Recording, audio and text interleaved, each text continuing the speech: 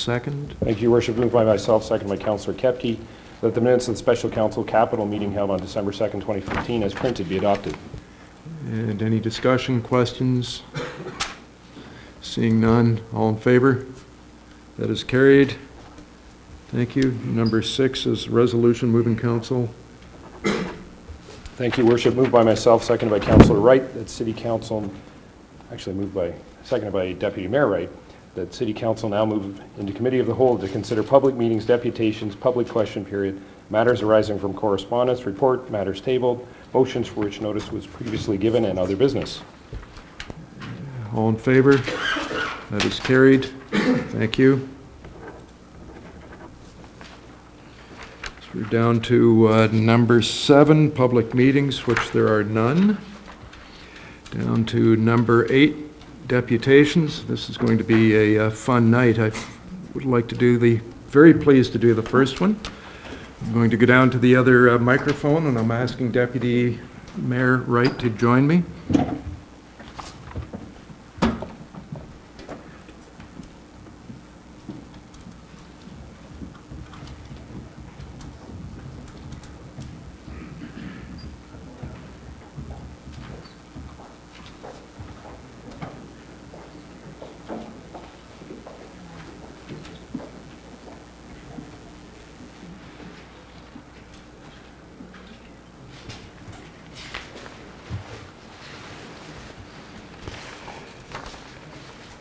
Good evening. I wonder if maybe we can call up the following organizations. I think Ryan is here from Canadian Red Cross. Someone? Ron Armstrong, if you want to come up. Francesca Dobbin from United Way. John McLaughlin from Habitat for Humanity. Alice Wannen from Salvation Army. Over somewhere, there we are. Joan Chamney from YMCA Housing. Welcome. And Catherine McMurdo from Grey County Social Services.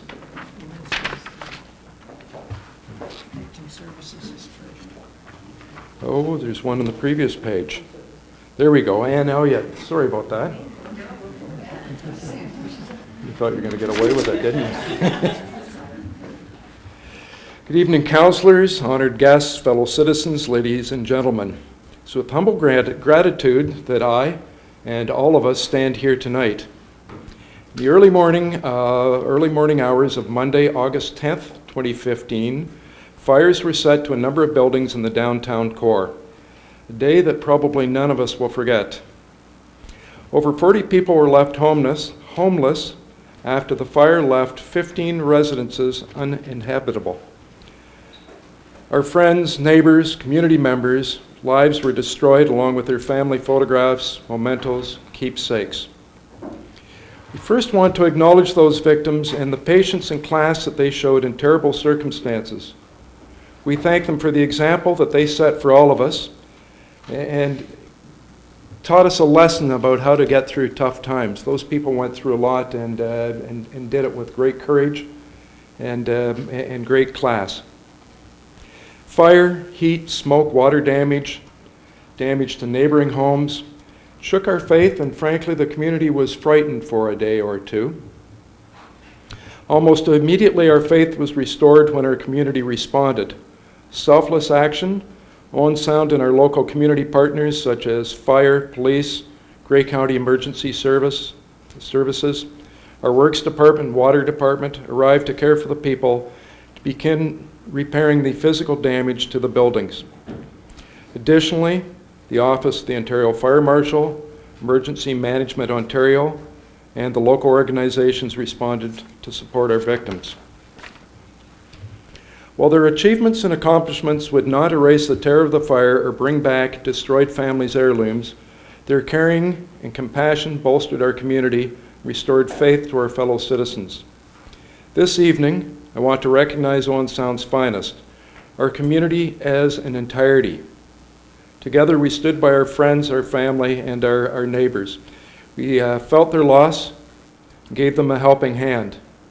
It is this innate benevolence that reminds us of how lucky we are to live in the beautiful city of Owen Sound. That in mind, let me reiterate how proud I am, and all of us are on behalf of Council, of our community as we enter the festive Christmas season. Let us all count our blessings and be grateful for this wonderful city of Owen Sound. To our special guests, on behalf of City Council and all the citizens of beautiful Owen Sound, we thank you for everything that you did. It is now my pleasure to present certificates as a token of our appreciation to some of our local community heroes. Certainly it is impossible to describe the specific achievements to each of these organizations, so we offer our sincere gratitude to all members of each team. This was something as a community and as each of you went through what you do that none of us had faced before, and it was great challenges. And you can't take experience in a pill form. You've got to go through it.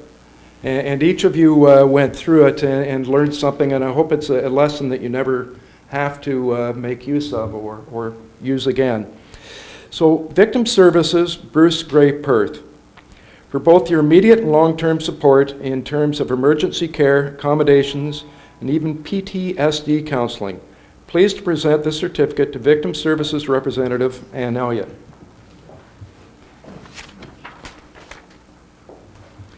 Canadian Red Cross, Huron Perth Branch, Disaster Management Services. For the essential provision of food, emotional support, clothing, and even shelter. I'm pleased to present this certificate to Red Cross Representative Ron Armstrong. I've got a different name written down. Thank you. United Way of Bruce Gray, for your notable support establishing financial aid for the victims and for mobilizing a collective community action. I'm pleased to present this certificate to United Way Representative Francesca Dobbin. And think about how quickly the money came in, eh? Hundreds of thousands of dollars within days, which just shows the spirit of this community.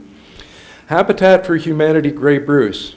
For your belief in the dignity of every human being, your team renovated one of the properties that had no fire, that had damage, but was a neighbor, so it didn't suffer directly. I'm pleased to present this certificate, or we are pleased to present this certificate to Habitat for Humanity Representative John McLaughlin. Salvation Army Owen Sound, for providing emergency relief with notable the food bank and even clothing and household items. I'm pleased to present this certificate to Salvation Army Representative Alice Wannen. I remember one morning very soon after something going on Facebook that they needed size gargantuan shoes, and within minutes, there was a store in Owen Sound that the employees put their money together and came up with those shoes like that. It was amazing. YMCA Housing, for your exemplary and compassionate dedication to providing emergency shelter for those displaced fire victims. Please present this certificate to YMCA Representative Joan Chamney. Grey County Social Services, for establishing post-disaster long-term assistance, assisting displaced Ontario Works clients, and arranging other community partners. Pleased to present this certificate to Grey County Social Services Representative Catherine McMurdo. I note some of the stories have been told along the way of lining up people to be able to get ID. Think about that. You lose your ID. And the Government of Ontario's service office was set up to help people to deal with replacing their ID in a row. There's probably many other people that we're forgetting about, or I'm forgetting about, or missed that helped. But when you think back, we were here that Monday night, and how challenging that was, how upset we all were. And it was these people that got us through to today to help all those people and get us back in place. So thank you very much. Thank you so much.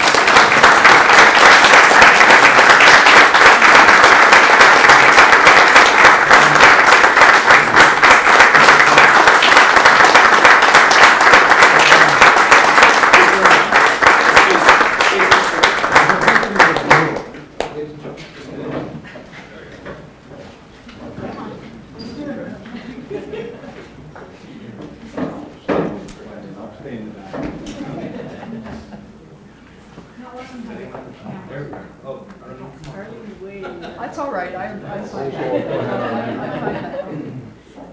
2, 3. 1, 2, 3. Good. Thank you. That's Good. Thanks, everybody.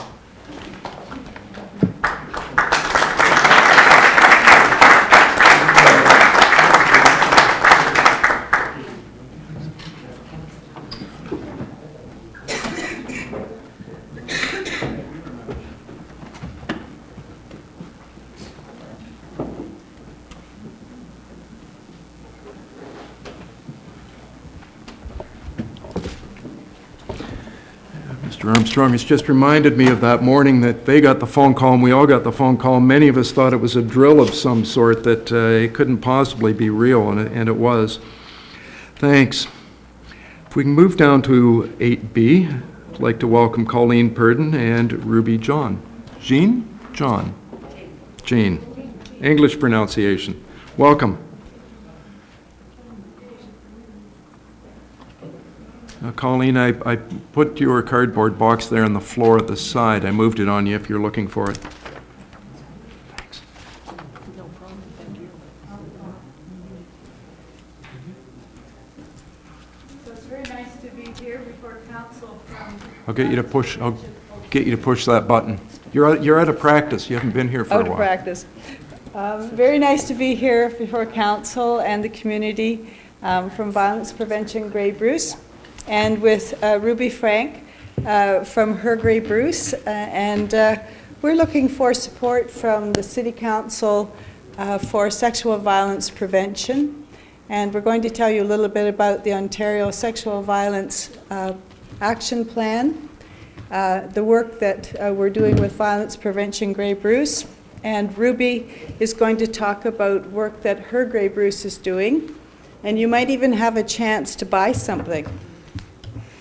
I have some brochures here from Violence Prevention Grey Bruce. It's a large committee of about 30 agencies and organizations committed to ending violence in all its forms. And for the past couple of years, we've been focusing on sexual violence prevention.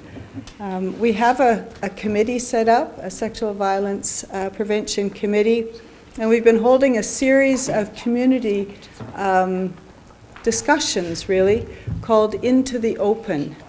And I'd like to take to this opportunity really to invite all of council and any of staff who'd like to come to our next Into the Open community discussion on sexual violence prevention. It'll be on February the 10th from 5 till 8:30 at the health unit.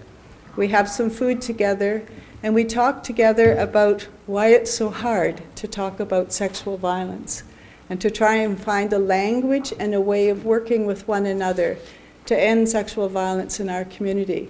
We believe very strongly that the starting point really is to find a way of talking openly, in some ways to normalize talking about sexual violence. It's still an issue that's laden with shame, particularly for the victim of the offense, and something that we've really struggled with getting a handle on. So I really want to thank as well, before I hand this over to Ruby, city staff who've participated in our Into the Open campaign, and it starts with me, the Chief of Police, and Doug Cleverly are both people who've participated fully, and you may see their pictures coming along soon on the It Starts With Me campaign. So if you have a chance to come on February the 10th, it's a really important way of showing leadership in the community when council participates in these community forums. And I know there's lots of great ideas and expertise at the council table in terms of preventing sexual violence in our community. So I'll pass it over to you. Okay. Hello, and first of all, I'd like to say congratulations to all of you too. I understand it's your first year together as council, and I just want to say that. So my name's Ruby. I'm with Her Grey Bruce, and we're going to talk about the It Starts With Me campaign. Let me just see which one's going to work, he said. Okay. Yeah, here we go. Okay, so over the past 5 years, We've hosted like a number of events in the Owen Sound area, awareness events, and this year we took an active role in the United Nations 16 Days of Activism on Violence Against Women, and we began that on November 25th. And it's called It Starts With Me, and the poster is off to the left. You might have seen it around town. We had an excellent lineup of entertainers. We like to add a little bit of creativity when we do events like that. So music, we find it's always easy to kind of get the message out. So this event was based on the 2015 poster series, which I did bring, if you are curious to see, I did bring, since she had mentioned. Yeah. We can maybe pass these around to you and have a look at some of the messages done cleverly.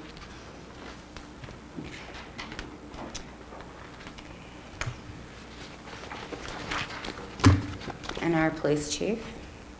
Show where I'm supposed to show that. Thanks.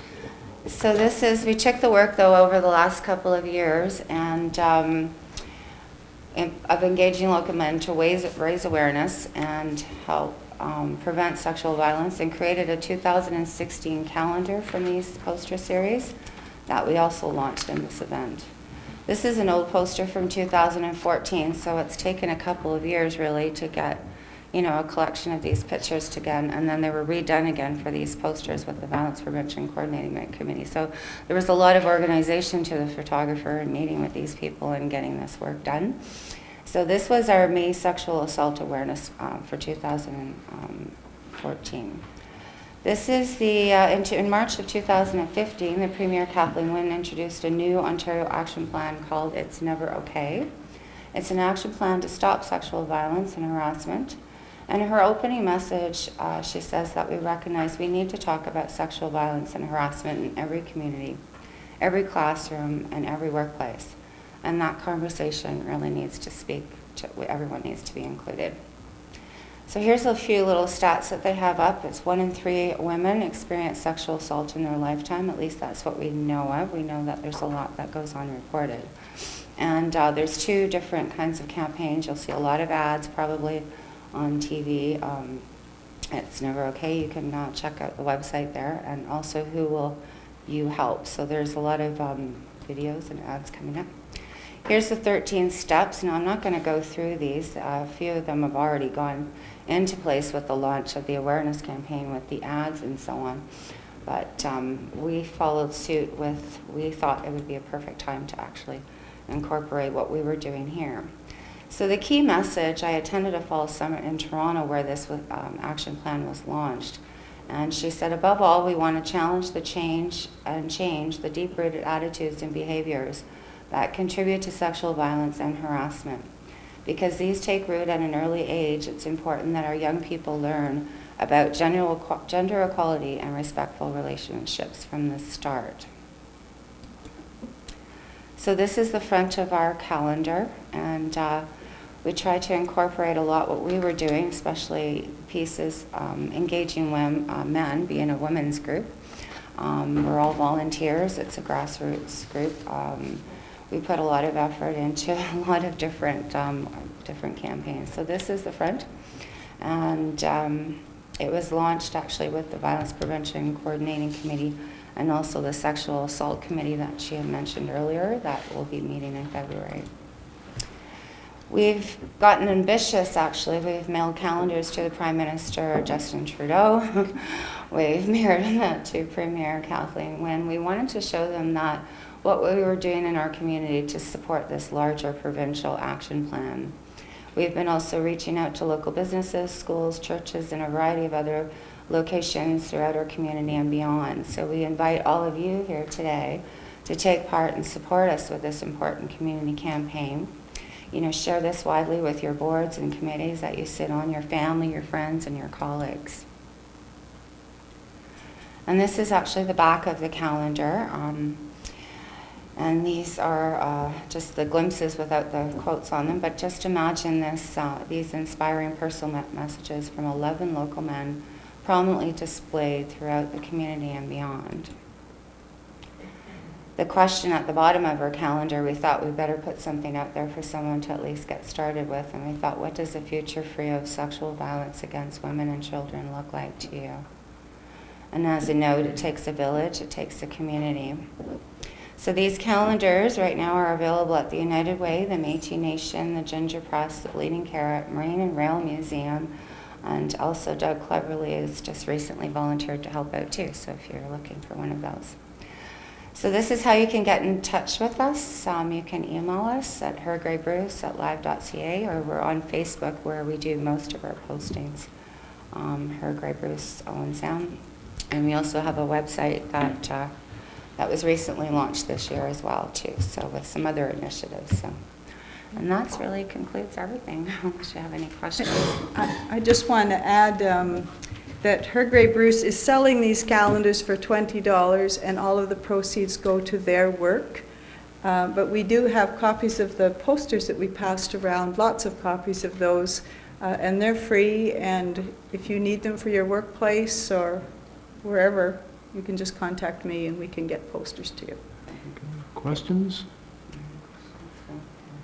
I just wanted to mention too, at our campaign, when we were down at the summit, we had a bunch of these, they're called Draw the Line, and it's another campaign that has a lot of different cards with a lot of different conversations. So we left them at the table for the event, and it was just to start some of the conversations. And at the back it has some different ideas as to what you can do.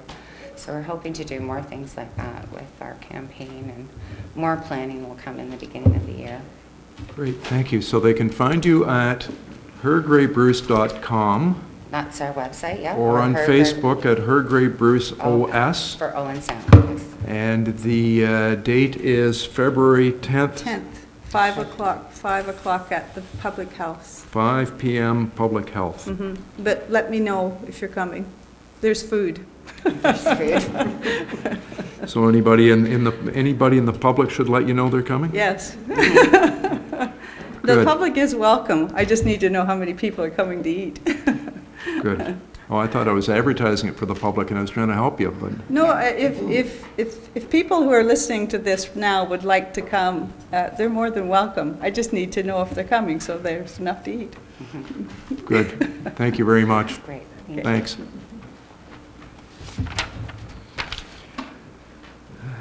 Next matter that we have is Chief William Sornberger on Sound Police Services with regard to the 2016 budget.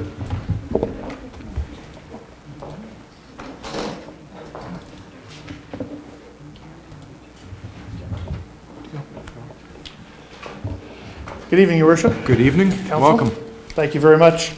I want to thank you for arranging the presentation before me as well, with my calendar going out. Well, and you notice I didn't say anything about mugshot when that was raised. No, it was in fact a professional photographer used to taking live pictures, not stills, if you know what I mean. Very stills.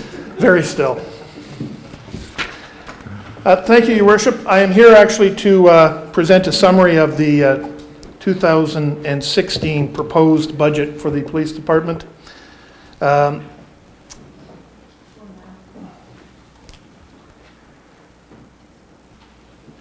In 2015, our approved budget was $6,884,989. For 2016, we're proposing a budget of $7,031,533, or an increase of $146.54, which is an increase of 2.13%. This actually hasn't been approved by the Police Services Board. They approved a budget that was actually higher than this. We found some savings and have attributed that to the budget here as well. This is an overview of where the increases are. As you can see, there's an increase of $266,000 in civilians. We are going to hire 2 civilian dispatchers. I'll explain through this as we go why we're going to be doing that. So the total increase is $331,567. That is an increase also due to salary increases. The contract was settled last week. So 2016 has a wage increase of 2% in it as well. The benefits is actually not a figure that we came to. We're charged that by the city, so that's what we pay out. That is an increase. So that is just what Sun Life has passed on to the city, so the city's passing on to us. So that's something that we're required to pay as well. The increase in pensioner benefits is simply because we've got some more pensioners. And it's how we realize some savings. So the total salary and benefits is $517,928. Administrative-wise, we have hired a HR person. It's actually a wellness contract, and this is for the betterment of our members. They're providing some wellness tips, also some return to work and WSIB assistance, so that we're not doing it any longer, and the board has hired this firm to do it. They come in and actually have an office in the station. They come in once a week, and they deal with all our other problems through email through the week as well, so it's quite reasonable. The board is asking City Council for a $15,000 severance reserve. And the reason we're asking for that is that with hiring the 2 new dispatchers, last year I took it from council that they had some concerns in case contracts were to dry up or to go away, and there should be something there to protect the city. If we go forward and hire the 2, their salaries would be completely covered by the 5-year severance reserve, and as we go through each year would cover if those contracts ended abruptly. We have increased our training by $15,000, and that's not really, we've only increased our training slightly. OPC is now charging us 15% more on our training for every course, and we've upped our civilian training for our dispatchers by $5,000. So that is in fact just covering our normal training expenses, and then we've upped our civilian training by $5,000. The board legal consultant fees, we had originally put that in for, we hadn't had a settlement and thought we were going to need some more consulting regarding the contract. That is not the case. However, now we are moving into pay equity, and we're going to require the consultant for the pay equity on that matter. So we'll be looking after that, so it'll be covered there. We've upped the appreciation function by $3,500, quite simply by those that are retiring and will be recognized next year. The cost of the medals that our officers get and the tokens that the board provides the civilians as well has gone up. We have cut $11,000 out of our service agreements. Basically, we're using a internet reporting system. We're going to continue to operate that, but we've cut the support system to it because the real meat of their service agreement is that they update the mapping, and we can do that ourselves. So we've cut that. Vehicle license and insurance, they've gone up by $13,000. We have only one leased vehicle. We've upped crime prevention by $2,200, and that is basically for handouts and printed literature that there was no budget for before. We've actually created that. The miscellaneous covers phones, a couple of phone lines that have gone up. All of the 3, I think there's 4 items in the miscellaneous, and they've all totaled $2,200, but we wanted to show you that. But we've decreased our office photocopying bill by about $1,500. So the total there is $85,000. We have, these are all increases over the year. We have increased our dispatch revenue by $404,182. Those are 2 police dispatch contracts, and we now also work with Grey County. We have increased by roughly $5,000 the fire paging and the 911 revenue. That's simply E911, that's our answering 911. And the grant revenue is, the bulk of that is applied from the ministry covering court services. So the court costs are being covered there. That is an upload. If you remember back in 2008, I believe they said that by 2017 they would give us 70% of 2008's court budget in 2017. So that's in fact what they're doing, and we have one more little amount to come from that in 17. So the total budget proposal is $7,031,533, or an increase of $146,544, and it's 2.13%. I would mention that I have Chairman Garth Pierce is here tonight. Also, Bill Twaddle, a member of the board, is here as well. Good, thank you. Questions? Looking left, looking right, Councillor McManaman. Thank you, Your Worship, and thanks to the chief for coming forward. So is this budget approved by the Police Services Board? Yeah, they've approved one that's higher. So now that it's lower, I'm sure they'll be good with it. But it has to go back to them first? It has to go back to them first. Okay. I mean, we haven't seen this before. I'd like to get a copy at least of this, or the more detailed numbers. If it's got to go back to the Police Services Board anyway. I mean, 2.13 certainly looks like a good number, but, you know, every other budget we go over in great detail. I think we should do that with this one as well. And as you know, we can't really go over it in detail, but we can see it in detail, I suppose. That's other questions, comments? Councillor Gregg? Thanks, Chief Schorberger. I have a question. Could you go over that severance line item of 15,000 again? Is that pertaining to just the 2 new hires? Yes, that's pertaining to dispatch. So that if we hire, there's a safety net there if we lose a contract. So you could be hiring 2 new civilians, Right. and if you lose a contract after 18 months, you need $15,000 a year to cover severance? I'm averaging this out over the 5 years. So at 5 years, a civilian member would get 25 weeks, so 2 would get 50, so it'd be less than 1 year's pay. Chief Stormberger, if I can just interrupt and ask you to explain the process if you lose a contract. Okay. Any civilian members are leaving, what's the process? Okay. If a civilian member if the Police Services Board decides that we have too much staff, we have to go through what is called a Section 40 hearing under the Police Services Act. The police service can lower its numbers through attrition, but they cannot lower them through layoff unless they have approval from the Ontario Commission on Policing. So to do that, we have to have a Section 40 hearing. So in going forward, every member receives amount of severance when they leave. If they're going to be redundant, or we're going to lose a contract and we're going to lower the amount of permanent people that we have, then we would go through that process and the severance would be awarded. So basically what the board has done is, through their current contract language with the Police Association and with OCPC, they have in fact come up with a firm amount that it would cost if we were to lay somebody off. And that's how we've come to these figures. Can I ask one further Yeah, question? please go ahead. So could it be theoretically possible to hire someone for 18 weeks, lose a contract, and then pay them 25 weeks severance?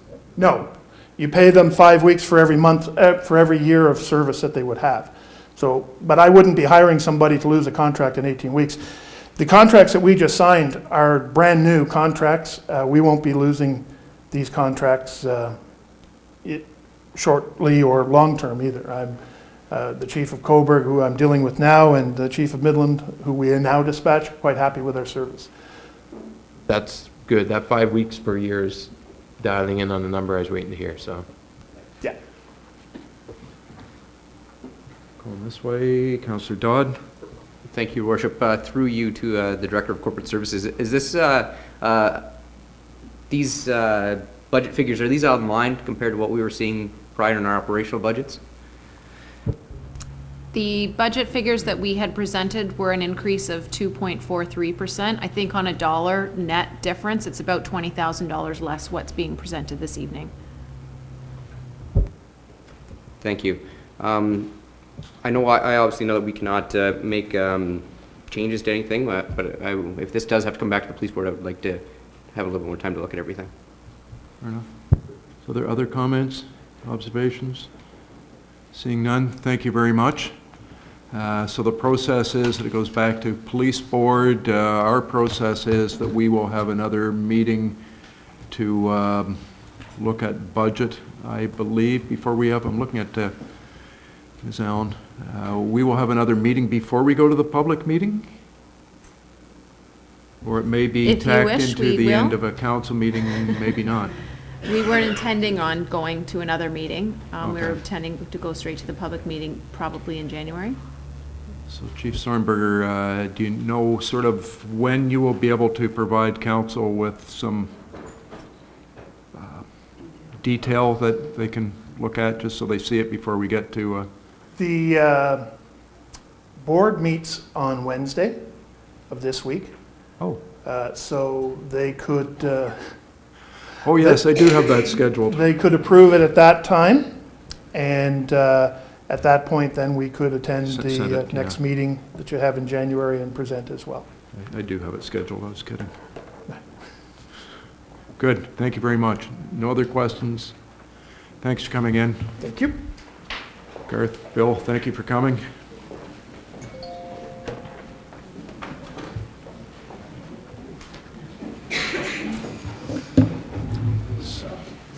So we're down to number 9, which is public question period. Not seeing anyone head for the microphone. So we'll keep moving to number 10, correspondence received for which direction of council is required. 10A is a letter we received from the Georgian Bay Traditional Territory Consultation Committee of the Métis Nation of Ontario. Do you want to go ahead, Jim? Well, Your Worship, and it's good that we're keeping communication open with them. A couple of, I guess, I don't know if concerns is the right word, when we did started the wastewater treatment plant, I believe, and I stand to be corrected, there was 3 Métis nations that sort of covered this traditional area. So that would be one concern with having, just a overarching agreement with one. If there's 2, I'm sure there was 3, so that we had to consult with. Second thing, I know through our official plan policies, we have a duty to consult. So if there's a specific project that we have a duty to consult, we must consult. So it's not, so I'm not sure where to go with this. So you're thinking that maybe we should ask staff to give us a report so that we fully understand what we're talking about? That'd be an excellent idea, Your Worship. I'm glad I thought of that. And would you want to move I something? would move that we ask for a staff report back on this matter, To Your be able Worship. to move it forward. I can tell you that I did meet with the local group of Métis and their representatives that come from over Penetang area, as I recall. From the Métis Nation of Ontario was very interesting, very educational, and there's a court case, Supreme Court of Canada decision that I should know off the top of my head, and I can't think of the name of it, that says that we must consult on these things as we do. If we could, if there's a way of streamlining it and increasing the communications and make it better, then this is a great way to do it. So any other comments? I'm going to call Jim's motion there. You all for? I'm seeing a unanimous voting for it. Thank you. 10B, municipal delegation. Oh yeah, okay. So this is a request for delegations at the Good Roads Conference in the winter. We have a deadline that we have to get submissions in. Has anyone put any thought to this? Is there any delegations that you think we should be raising with the ministers?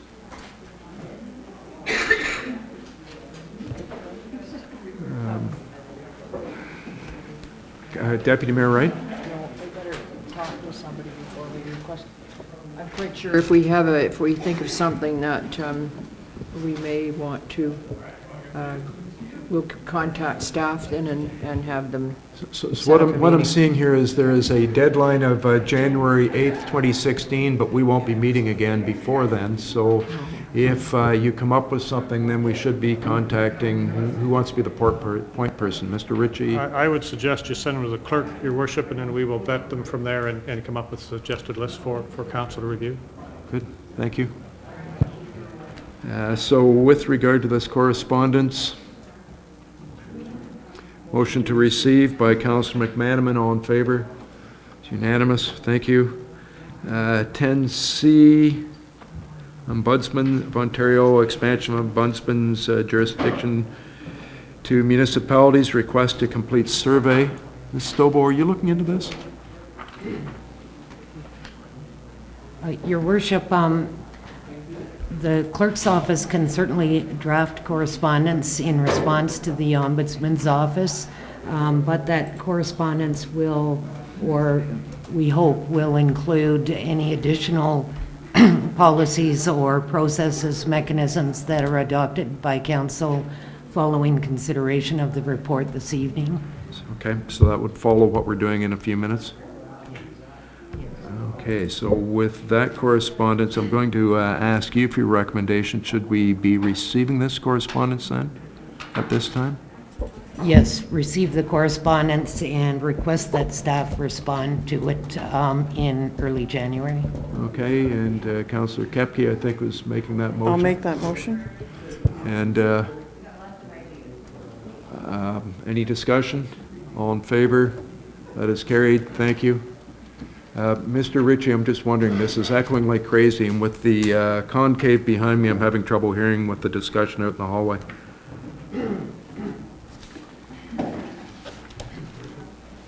Go ahead, Councillor McMahon. I'm just wondering, excuse me, I'm just wondering if we could move up item 11A3, the facade and structural improvement application for 790 3rd Avenue East and 299 8th Street East. Alrighty, so that's number 2 and number 3, I think? No, just number 3, Just number 3, okay. I think. Does it not make sense to do them both? Okay, anyone opposed? Seeing none, so if we can start with 3 and then back out to number 2. Ms. Coulter, you presenting that? Thank you, Worship. Anthony and Lisa Vanderberg own property located at the corner of 8th Street and 3rd Avenue East.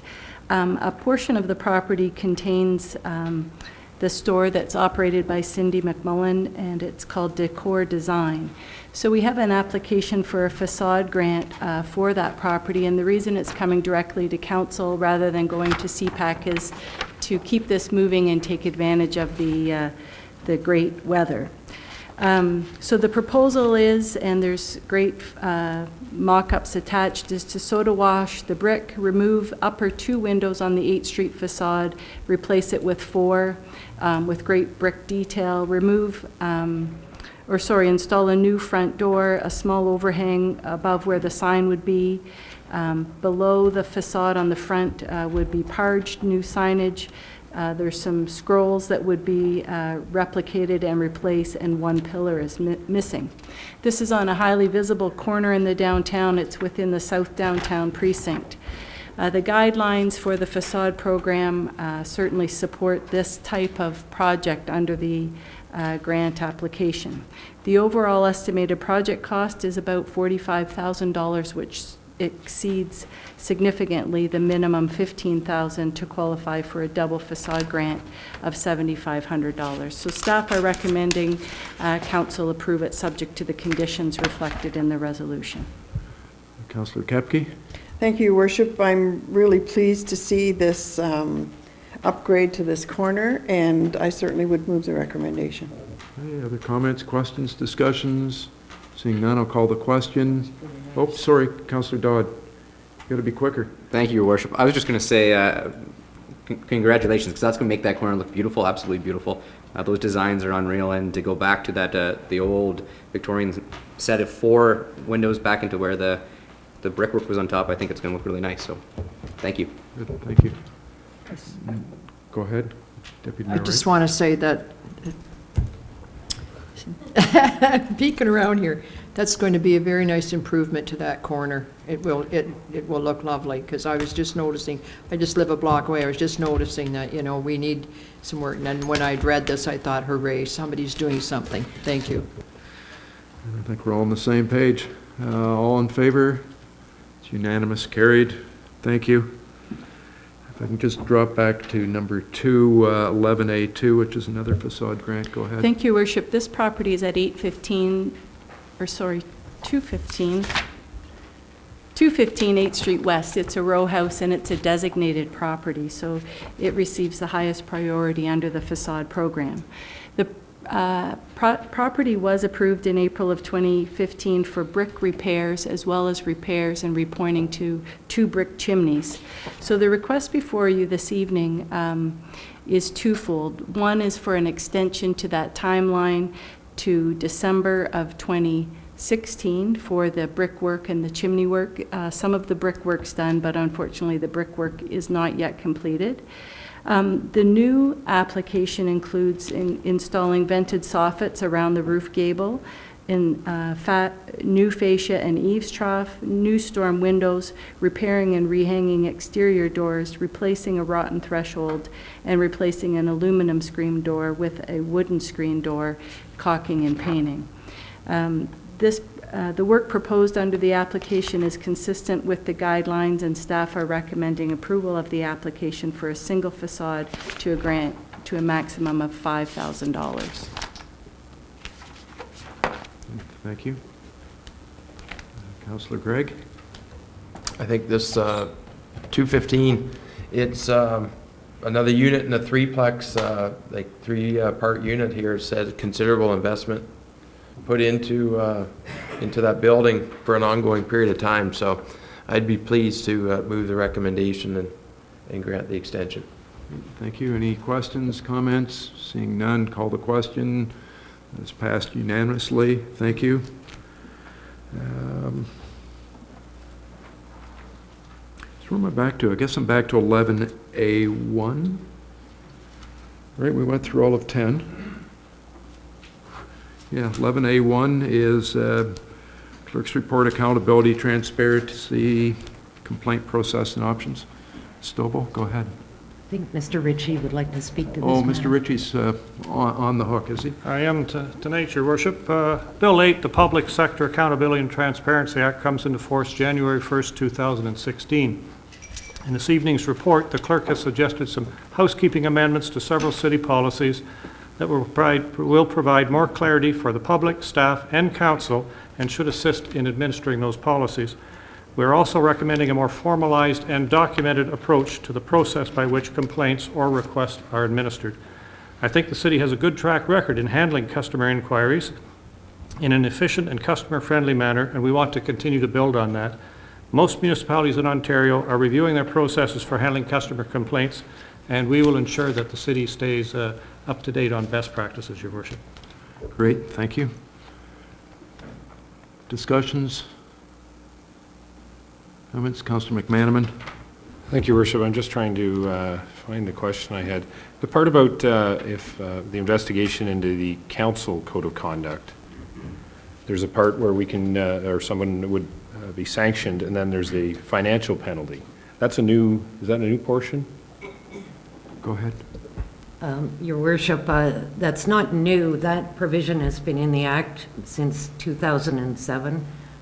It just wasn't in the previous Code of Conduct for Council, the city's code.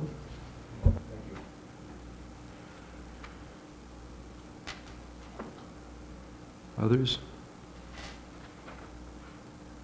Going to go back to you, Councillor McManaman, if you would, and Your Worship, I'd move the, let me just see what the record there, give me a lot of pages to go through here. I would move the recommendation that we make the required changes. good, okay. Further discussion, comments? Seeing none, all in favor? That is carried unanimously again. So we've done 2 and 3, down to 11A4, which is an oral report from Director of Operations, Solid Waste Contract Award. Mr. Becking.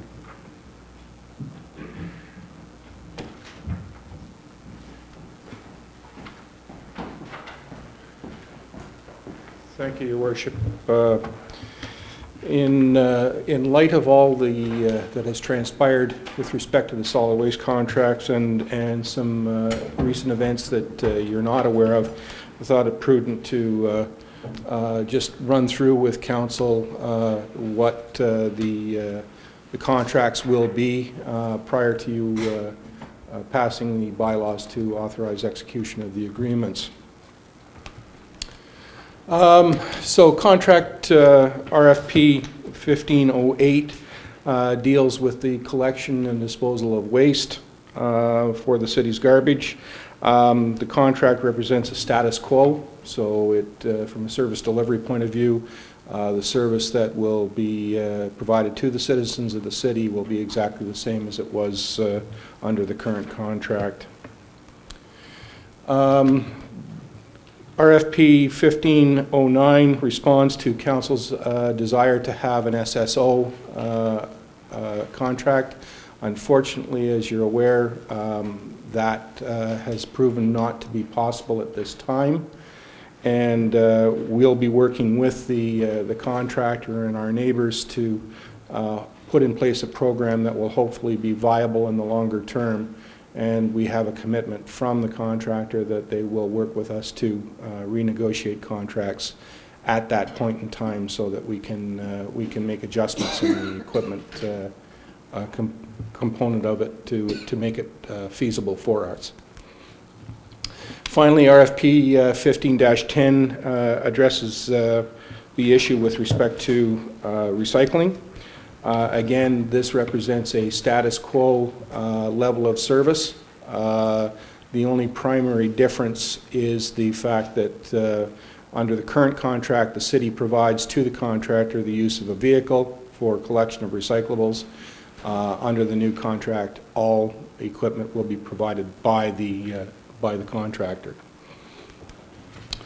The last table is a table that you have seen before. It summarizes the changes.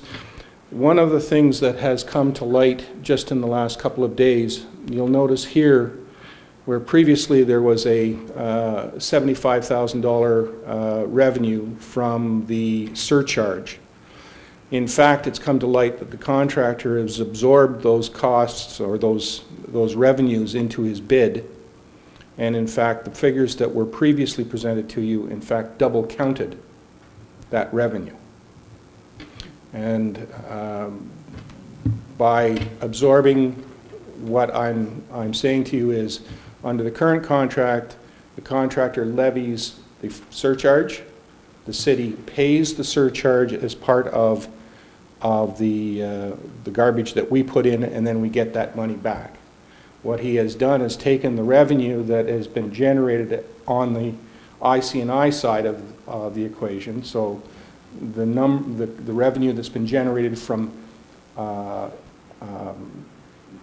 waste producers external to the city's operation, and has rolled that into his bid to reduce his costs down below what they would otherwise have been.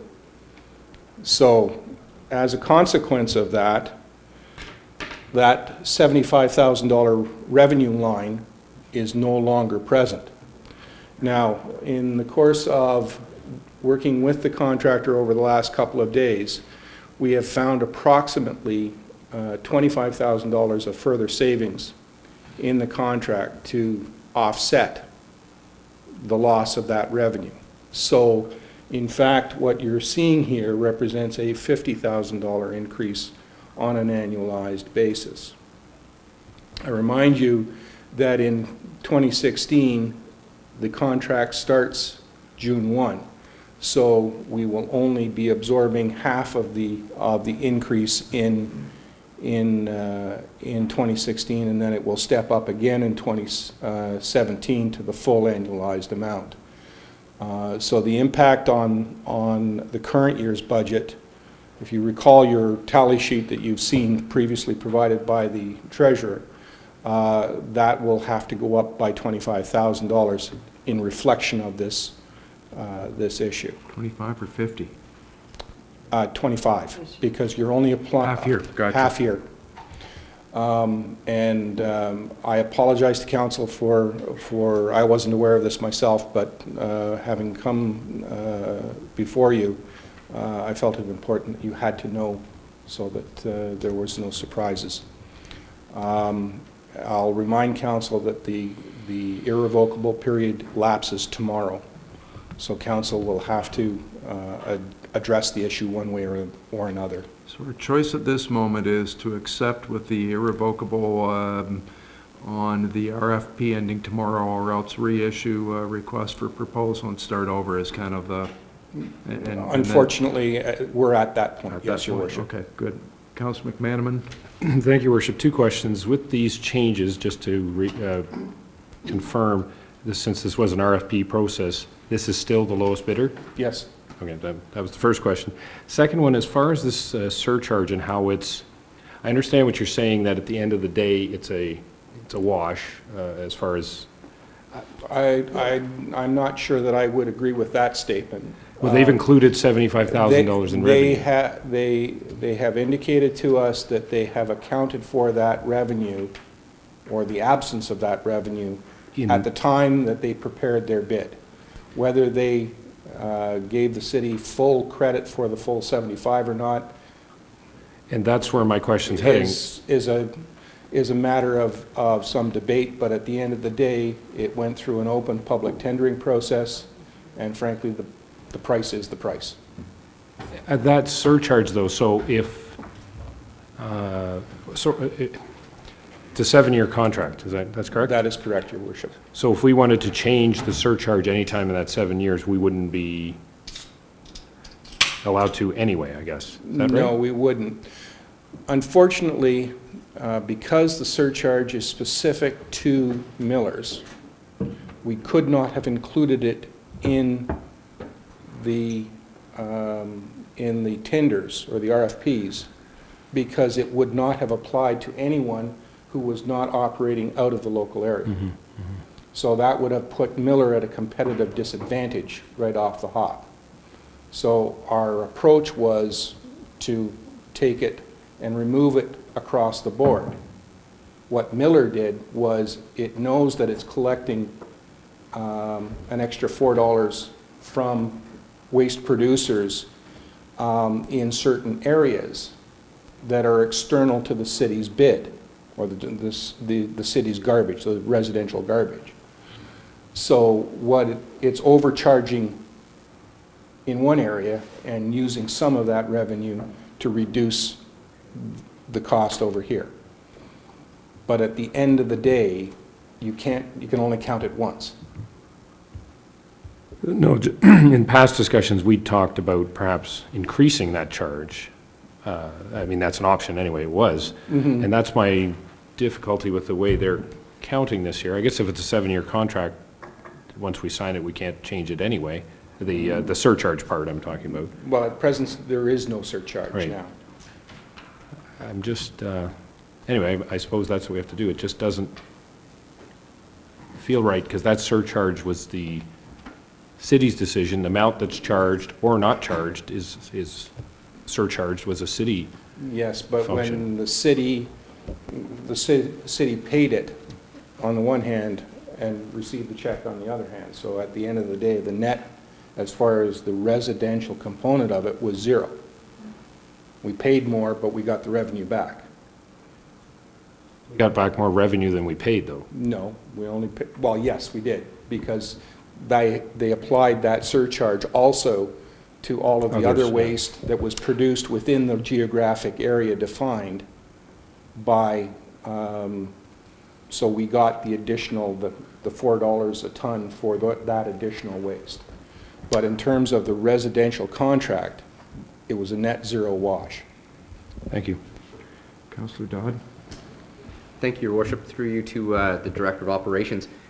Just for clarification, because I realized that after we did our first discussions on the waste management contract, we were actually in an operational budget meeting, so we were actually weren't on television to advise the public about what was going on with it. So I was just wanted to, status quo, when we say status quo, we're still saying bag tag pricing is maintaining at the same level it is currently, right? That is correct. Thank you. Also, when we were doing with the RFP, there has been a drastic increase in that pricing component from what we used to be in our former contract. Could you just elaborate back again? I know I'm trying to break your memory here, but... Okay, the table in front of you here, I think gives you a good summary. This column here represents the garbage contract. The contractor's total bid for the collection and disposal of garbage for the city is $361,988. That is offset by the bag tag revenue, which last year, based on the current rate, generated $350,000. So the net change under the new contract will be an increase of $11,988 over the previous contract. Where the more dramatic change has occurred is on the recycling side of the equation. We generate roughly about 2,000 tons a year of recyclables in the city. The collection cost, after correcting for the additional savings found by the contractor over the course of this past week, is now going to be something in the order of $372,137. The processing cost, which is the local processing of the material into its different components so that it can then be put into a saleable form for giving or selling to the end users of this material, is proposed to be $214,281, and then the transportation cost of the finished or sorted recyclables to their end market is a further $56,025. So the increase or the total cost for recycling now will be $642,443. Right now, the recyclable markets are quite weak, and we're expecting that revenues will not grow, at least in the short term. So we've maintained our current assumption of the amount of revenue that the city will receive as a result of grants and other forms of revenue. So that revenue nets out the total cost of $252,443. So the total increase over the current contract is about $264,000. And that represents the increase from last year's contract, or the current contract, to the future contract. Thank you. So just for clarification on it, this was the number that came back through an RFP process. This is not the city adding an increase into the waste management system. This is just something, the lowest price that we received back from the RFP process. That is correct. And that's why we're having this increase on it. So it's not as if the city is just increasing waste management No, or whatever. Even though we're staying at status quo, this is just what RFP process came back at. The market has said that our book of business is going to cost an extra $264,000 a year. Perfect. Thank you. Thanks. Others? Councillor Gregg? Thanks. Question, Mr. Beckham, on the $75,000 on the commercial, just to simplify it for me, is that the volume that goes over the scales, essentially, at Miller's? Like, it doesn't matter if it's from within or without or external to our boundaries, but is that what goes over the scales, and we place a value on that of $75,000 a year, and then moving ahead, could Miller's raise that price, in which case that becomes an X to us and we don't know the value? All waste, Your Worship, goes over the scale, whether it's collected under the residential contract or it's collected by Miller themselves on behalf of private sector clients that they have. At the end of the day, it all goes over the scale. As I've indicated earlier, the city paid the $4 surcharge to Miller but then received the equivalent of the $4 surcharge back from Miller as a revenue. At the end of the day, from the city's perspective, on residential garbage, the net was zero. The $75,000 represents the value of the surcharge applied to the IC&I sector and recognizes the contribution of that sector and some of our surrounding neighbors to the costs of landfills and so forth that we are presently dealing with. And it was remitted back to the city, and it, at the end of the day, it amounted to $75,000. What Miller has done is taken that $75,000 or some portion of it and credited against the collection of municipal waste on the residential side so as to reduce their bid from what it would otherwise have been.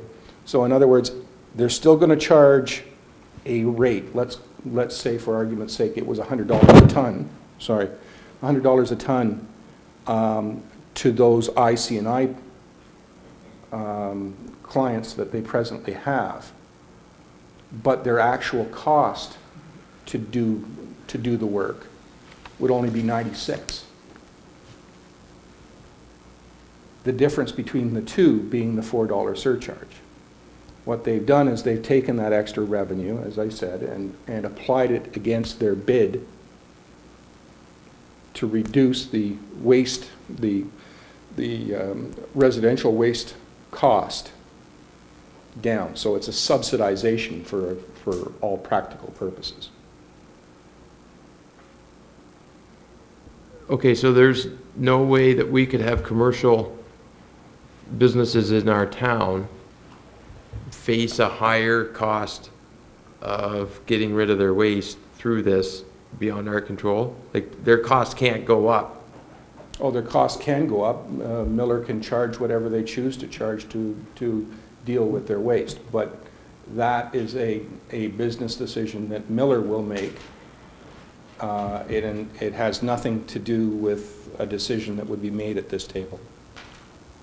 Right, and we already have no costs on, or we already have no control on that. No, we don't. Okay.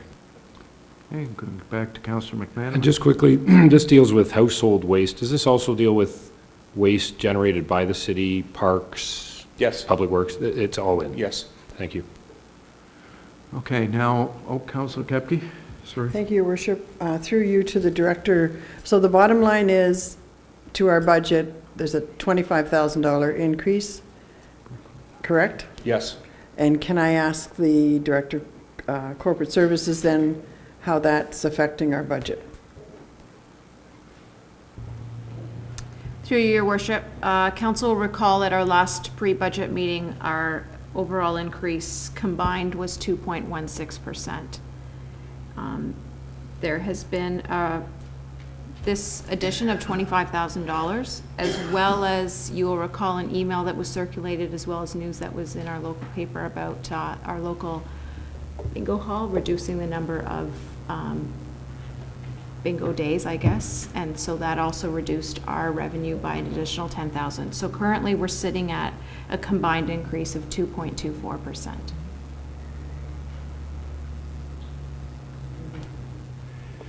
Now, Mr. Becking, did we pass this already? No, Your Worship. Council will be passing the bylaws this evening, if you choose to do so. Okay. But we wanted to make sure that Council had this information in advance of doing so, in case you chose to vote differently than. So when we pass the bylaw a little bit later, it is based on this information. So everybody understands that? Okay, thank you. My pleasure, Your Worship. Thank you. Do I need a motion to receive an oral report? Councillor O'Leary, you're moving that? Sure.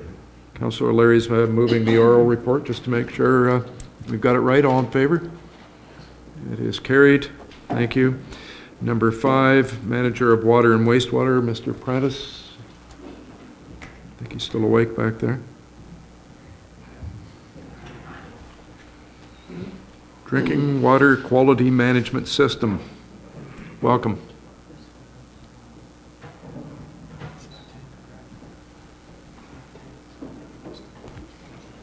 Get you to push that button there, Matt, and turn on the mic. Thank you. Your Worship, members of council, this is essentially a housekeeping report for the quality management system for the City of Owen Sound's water system. We run the water system in accordance with provincial regulations, which require us to have a standard and an associated operational plan, and that operational plan must be endorsed by council. It has not yet been endorsed by the new council since the election, so we're taking it to you now for that purpose. So the background in general, the requirements for the city to have and maintain a drinking water license include a drinking water works permit that used to be called a certificate of approval, a valid permit to take water, a financial plan, and a raw water assessment, and an approved operational plan, which is the subject of this presentation. All those other items up there, except for the operational plan, have a 5-year shelf life. They're produced once every 5 years and applied for under a process of application for approval to the ministry. The operational plan, on the other hand, is a living document that is subject to internal and external audits. A quality management system, Quality Management 101, is a stage of, or the 4 stages of plan, do, check, and act. Good examples of quality management systems including ISO 9001, ISO 14001, and the province developed the Drinking Water Quality Management Standard in 2008 with 21 elements specifically for drinking water. The operational plan is our root document of our quality management system. Element 1 is a very general overview of the quality management system. It establishes policy and objectives, the need to understand and control risks, and spells out in general the need for continuous improvement. The operational plan is the root document of the system and sits on top of it as a control document. System level documents are 1 step below, standard operating procedures are 1 step below that, and records and forms are 1 step below that. Basically, a considerable amount of paperwork is controlled by the process. Our QMS policy, aside from changing the logo, we have not changed it or recommended a change to it, is a very basic quality policy in accordance with the provincial standard. It talks about quality, sustainability, and continual improvement. This is a very typical quality management standard in accordance with the provincial requirements. Element 3, which is essentially the reason I'm here tonight, is the commitment and endorsement by City of Owen Sound top management and the owner.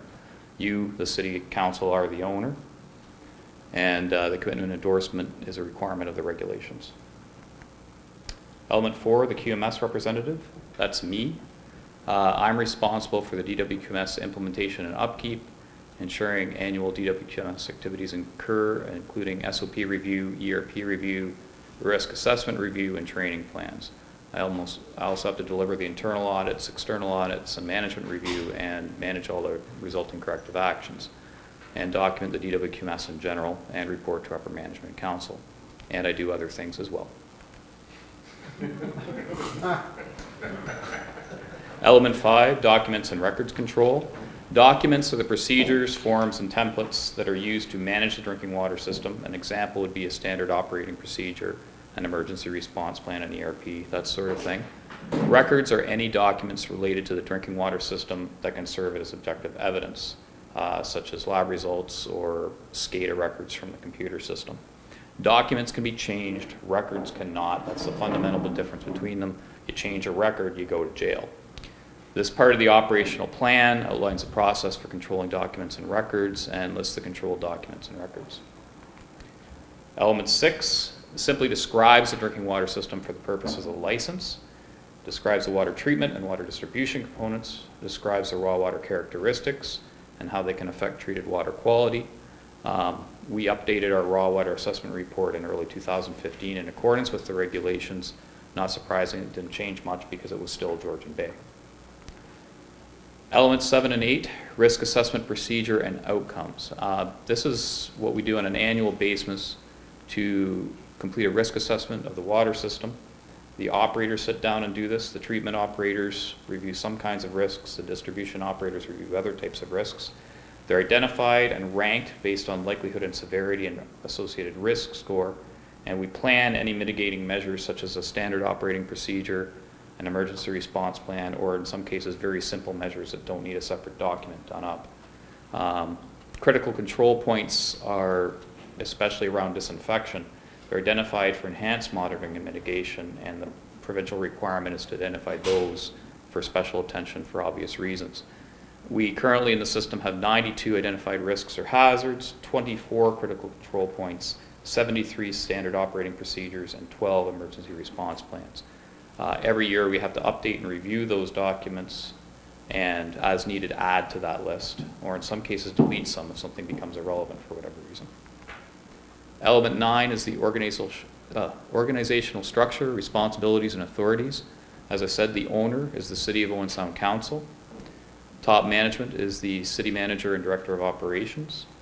The QMS representative is myself, Water and Wastewater Manager, and the Water Treatment and Water Distribution Supervisors and their staff report to me. It's basically in a nutshell. Element 10, competencies. That section of the QMS defines required competencies as related to water for their various staff positions, outlines how those competencies are satisfied, and how training is recorded and planned. 11, personnel coverage. I'm whipping through these pretty quick because there's 21 of them. This lays out the policies and procedures to ensure staff are available at all times. It's our staffing and on-call strategy. It outlines how SCADA alarms and the after-hours answering service contribute to the coverage plan. 12 is communications. This element is not about radios and cell phones. This is about how the drinking water quality management system is communicated to staff, upper management, and the owner. It's a different set of procedures for that. Element 13, essential supplies and services. The list of essential supplies and services is included in the emergency response plan document for ease of reference in an emergency. Our emergency response plan document is a separate standalone document. It includes key contacts for chemical supplies, equipment supplies, instrumentation specialists, and many, many others. It includes multiple sources for use in an emergency, and there's an emphasis on ensuring reliability and quality. Element 14 and 15 is the review and provision of infrastructure and maintenance. Lays out how infrastructure is reviewed, how capital and maintenance projects are reviewed, assessed, and planned. It makes reference to the financial plan and the 5-year capital plan, and it outlines the annual maintenance programs and how they're documented.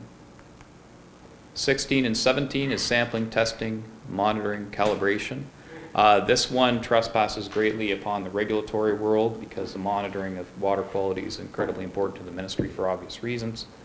Sampling and water quality instrumentation is included in there, and the plan is in accordance with the regulatory requirements. Element 18 is emergency preparedness and response. So standard operating procedures are meant to deal with relatively routine situations such as a typical water main break, for instance, which while urgent can be handled by the water department resources. Emergency response plans are developed to address situations which have greater potential to affect health and safety and or which cannot be dealt with internally. The emergency response plan is a standalone document to be referred to in these extreme cases. Element 19, internal audits.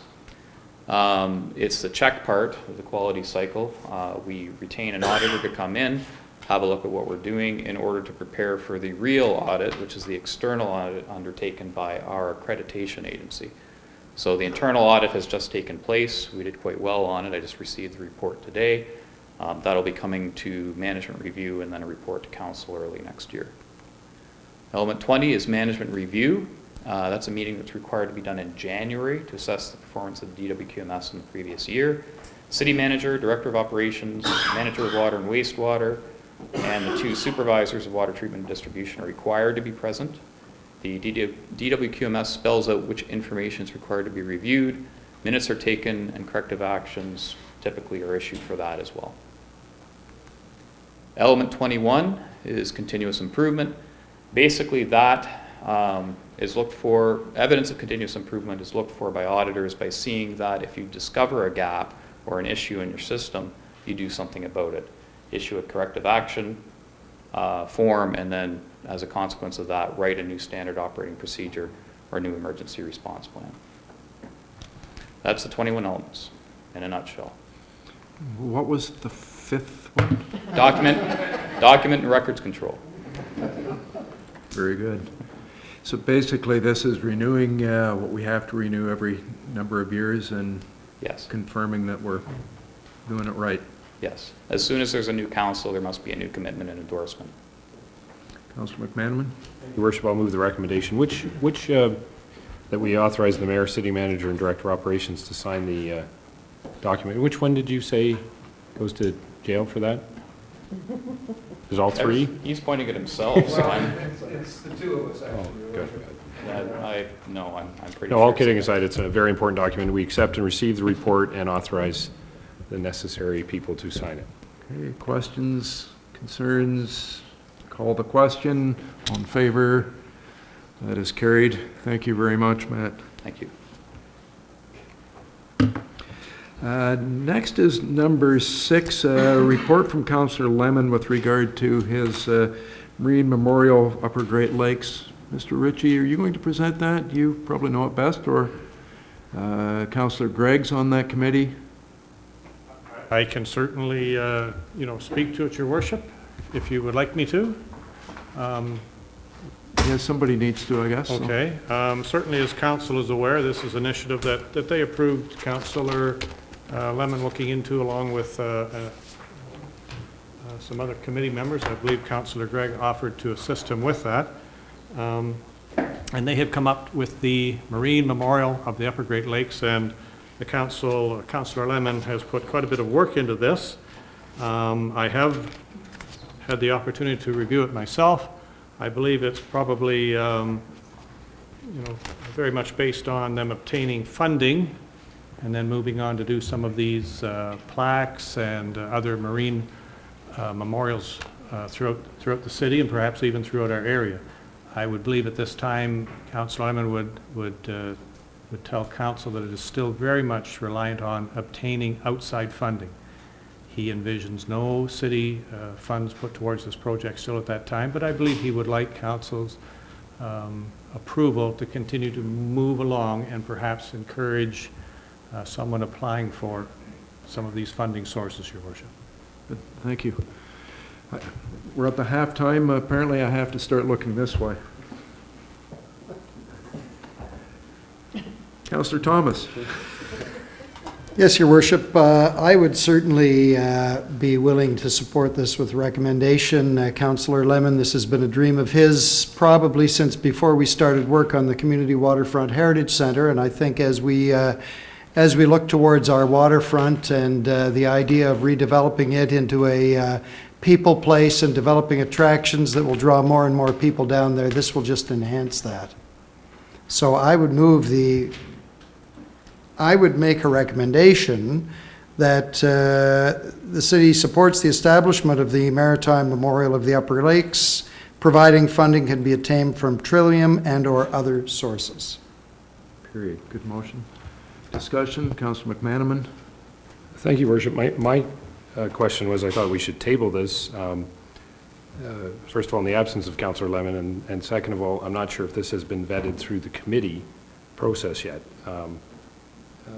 There was a committee appointed, and actually a city minute taker, and I haven't seen any minutes come forward yet. So I'd ask Councillor Gregg, actually, has this gone through the committee? Councillor Gregg, I think you were on that committee. If you can update us. I was, and I'd start off by just mentioning that you did a very good job providing an overview, Mr. Ritchie, on a report that was external quite largely from what part of your daily agenda. So kudos to you in providing a brief overview, because Councillor Lemon did and has put a lot of effort into this, and considering his not being here tonight, I was surprised he wanted to leave this on the agenda. This report, I know that the committee, and we did have a minute taker, but yes, the minutes haven't came forward. It was spoken at our last committee meeting that if anyone was aware of any information or had any concerns, any thoughts, to still email through the committee for discussion, to once again come together. But at that time, as a feasibility committee, it was felt around the table by those present that the committee had, yes, achieved the goals as a feasibility committee, and there was no further work that we could do, you know, attaining any funding, making any further appointments, researching costs. That was beyond the scope of the feasibility committee. So at that point, I think we felt that everything in front of you now, there's no surprises, but there was a minute taker, and as to those minutes coming forward, I think essentially this is kind of a culmination of the meetings. So I'm quite supportive of the recommendation. If you had any specific questions, I could try to answer them, but I think this really is a culmination of probably 5 or 6, well, it wouldn't be 5, 6, 4 months of meetings, so. Seeing any other comments? Deputy Mayor Wright? Yeah, I think that we should go ahead with it because, you know, the anniversary is coming up soon, and they're going to have some time to work on this. So I think we're not going to have to give them all the time we can. So. Okay, going back to Councillor McManaman, then I think I'll probably call the question unless there's other comments. Thank you, Worship. I'll be voting against the motion. We are about to endeavor on a service review where we're looking at our core services. And this might be a nice to do. I don't think it's a necessary to do, certainly not at this time. Further to that, I'm not even sure what this is. We're talking about a marine memorial. Then on page 4 or 5, we're talking about the naked ship that display out in the harbor, which sounds like some ideas there. And then we move on to talk about provincial heritage plaques. So I'm just not even sure what we're approving. There's at least three elements in here. And some of them talk about Georgian Bluffs and Meaford. I'm not sure we have jurisdiction to, well, I'm sure we don't have any jurisdiction there. So anyway, I think Councillor Thomas's motion was pretty clear what he's moving though. Right, and that's why I'm opposed to it. I don't think we have anywhere near enough information, first of all. And secondly, I don't think it's at this time we're going to be in the business of making some really hard choices in the next few months. I don't think if this is a good project, again, I don't know why some outside group hasn't taken it on. And that's what I would recommend. I saw Councillor Gregg's hand up first and then Councillor Kepke's. I guess kind of to speak to why you wouldn't see some more concrete information is if Councillor Lemon has had consultations, and maybe just in discussion with Georgian Bluffs, for example, being a feasibility committee only, there is no reason or rationale for him to get anything concrete or for anything to go through the Georgian Bluffs minutes on the commitment because it is only a feasibility committee. And you do see some different elements because the naked ship, the Manitoba, is a great example of where this project kind of leaned to things that are on our waterfront that we have not done anything to invest or take advantage of and to heighten the public awareness to. So I think that really just highlights that this kind of moved around from where it started as a particular idea, and it's kind of expanded to embrace certain other things that we should consider. Thank you, Councillor Kepke. Thank you, Your Worship. After speaking with Councillor Lemon at 5 o'clock tonight, he was happy to see this go forward, not wanting it to wait, and he did trust, of course, that Councillor Gregg would be able to provide Council with information. From my understanding, the motion is only to support the establishment of the Maritime Memorial of the Upper Lakes, providing funding can be obtained from Trillium or other sources. So the city is not committing any funding at this time towards this project and may never. If funding's not available from Trillium, it may not go forward.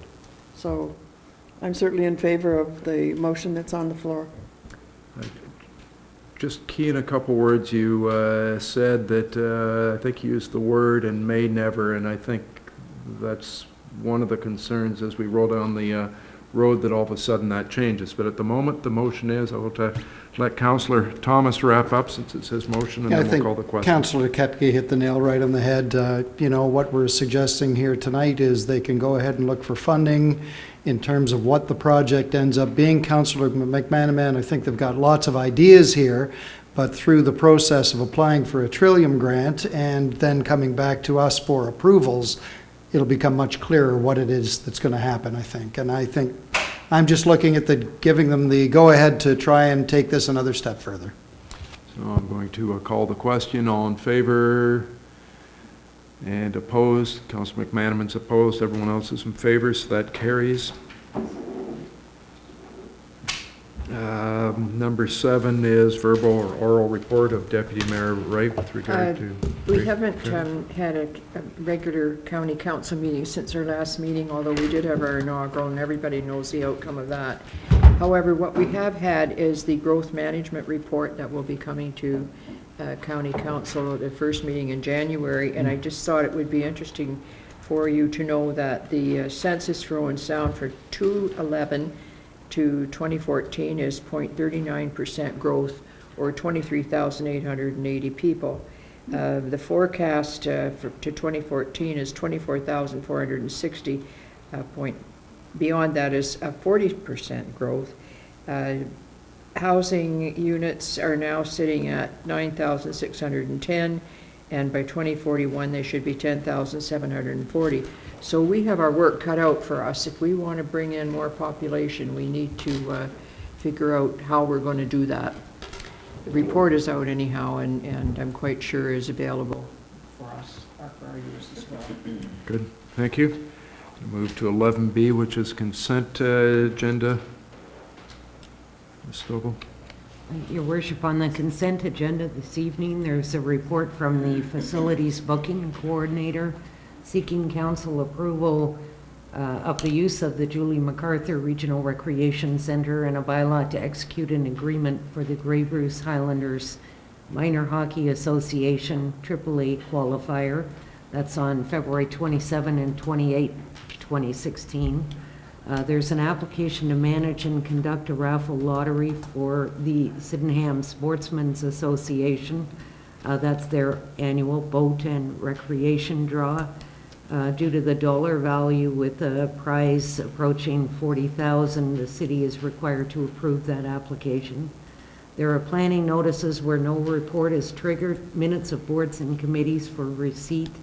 Those include the Public Library Board, Owen Sound North Grey Union Public Library Board meeting on October 29, the Police Services Board meeting on September 23, and the Municipal Nonprofit Housing Corporation and Housing Company meetings, both held on November 16, 2015. Finally, the Grey Sauble Conservation Full Authority Board of Directors meeting on October 21. That's the correspondence received. There are 3 new business there is correspondence received, which is listed at item 11B9. There are 3 new business licenses issued, which include license to Melanie Middleborough for Blue Water Chiropractic, Gordon Sturm for Windsong Carriage and Ranch. Those are the hay rides at various local events. And a hawkers and peddlers license to Just Energy, selling electricity, gas products door to door. Good, thank you. Someone want to move that? Sure. Well, Councillor Dodd, do you want to move that? Thank you, Your Worship. Yes, I will accept, that's what I do right here, accept the recommendation. See, I don't know, this is why I don't put my hand up on this one. Oh, sorry, I thought you did. Councillor Gregg? Mayor Body, I'd move the consent agenda, that we received the consent agenda, so. Good, all in favor? That's carried. Thank you. If we can go back, Police Board Service, do you want to present anything from that, Brian? Sure, there's just a ton of stats. So I chose, because of the holiday season, that we just share the ride check. There's 3 ride checks. The first one was 509 drivers checked, 0 roadside tests, 0 impaired driving charges, and 19 highway traffic charges. Second one, there was 763 drivers checked, 0 impaired, 0 roadside tests, and 12 Highway Traffic Act charges. And the third one was 853 drivers checked, 1 roadside test, 1 impaired charge, and 14 Highway Traffic Act charges. So just a reminder that ride checks are in full swing during the holiday season. Please don't drink and drive. Good, thank you. Owen Sound Municipal Nonprofit Housing Corporation, Councilor McManaman, do you want to? Thank you, Worship. There's not much in these minutes to discuss. Most of the discussions were about, in camera, about a property matter. But I just would quickly take a minute, because this is one of the unsung groups that we have out there doing a lot of good work that we don't really talk about much. Right now, there are, with both the Owen Sound Housing Company and the non-for-profit housing, there are 4 different units: the Frank Smith Apartments, the Blue Water Ridge, both Phase 1 and 2, the Ordnance Park, and the Bayfield Landings. Those are the units. There are 240 units total that we have for subsidized housing. Their operating budget is approximately $2.5 million every year. So it's they're a fairly big enterprise, and again, they're always looking to expand and try and meet that housing need. And under the chair of Ken Thompson, Vice Chair Ruth Lovell Stanners, Treasurer Bob Walker, and Secretary Jan Chamberlain, Paul Thompson and Rod White are on the board, and under the very able management of Sherry Huber. This is a great group. I've been involved with for about the last year on this group, and they do great work. And as I said, they're sort of the unsung heroes. 240 units, $2.5 million budget. So I just wanted to highlight that, Your Worship. Thank you. I'm going to go to Mr. Ritchie, who had his hand up. And Councillor McManaman mentioning that reminded me, Council had asked for the Owen Sound Nonprofit Housing Company to come and do a presentation. I had spoken to the manager, and she will be coming in the new year. She was somewhat reluctant. They're kind of a very silent group, but we will get them here in the new year, Your Worship. Good, thank you. Going to back up a little bit and go back to Councillor Thomas for a quick report on the Library Board. Thanks, Your Worship. Lots of regular old library business going on at that meeting. The one thing I will draw your attention to is Hoopla, which is a new service the library is offering, where patrons can download movies, TV shows, music, comic books, ebooks, and audiobooks from the Hoopla website, which is hoopladigital.com. Absolutely free to anybody carrying a library card. You register for the site by inputting the number on your card and your personal PIN code, which is the last 4 digits of your home telephone number, unless you've changed it. I was reading my minutes last month, preparing for the meeting, and went off to the Hoopla site to see what all the hoopla was about, and watched, I think, 2.5 episodes of the Flip Wilson show from the 1960s. Of course, I was anyway. It's fantastic. And again, I just want to point out that it is free to library users of the Owen Sound North Grey Union Public Library. You just need a library card, which is, in fact, free. You got it.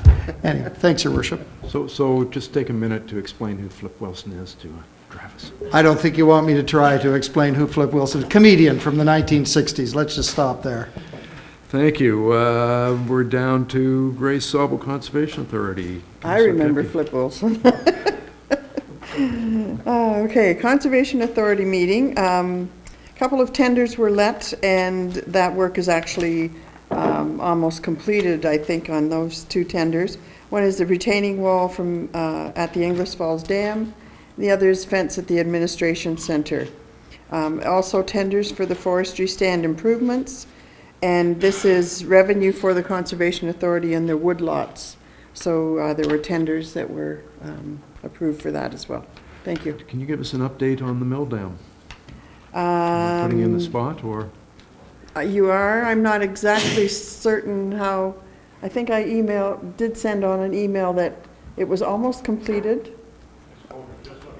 Okay.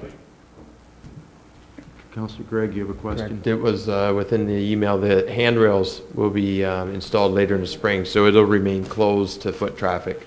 Even despite the nice weather and the lack of snow, it's not a safe crossing, and it'll be fenced off, but they have completed the bulk of the work. So they've got their cement work done, most of the work is done, but it won't be open over Christmas until they can put in railings. Good. Thank you. 11C, minutes of the Financial Advisory Committee minutes held November 12th and November 24th. You know what, I didn't prepare for that. I forgot. Mr. Ritchie, maybe or maybe we can put Ms. Allen on the spot, and she maybe wasn't there for Ms. one. Allen was not at the second meeting, Your Worship, but basically our auditors were there. They presented the draft financial statements. Though the final statements have in fact been delivered to us for 2014 and have been mailed out. Good. Thank you. Any questions on that? Seeing none. Good. Thank you. 11D, I guess we need to move those, don't we? Yes, please. So moved. So motion to approve the minutes of Financial Advisory Committees November 12th and 24th. All in favor? Carried. Thank you. 11D, minutes of the closed meeting for approval, which is of council, November 30th, 2015.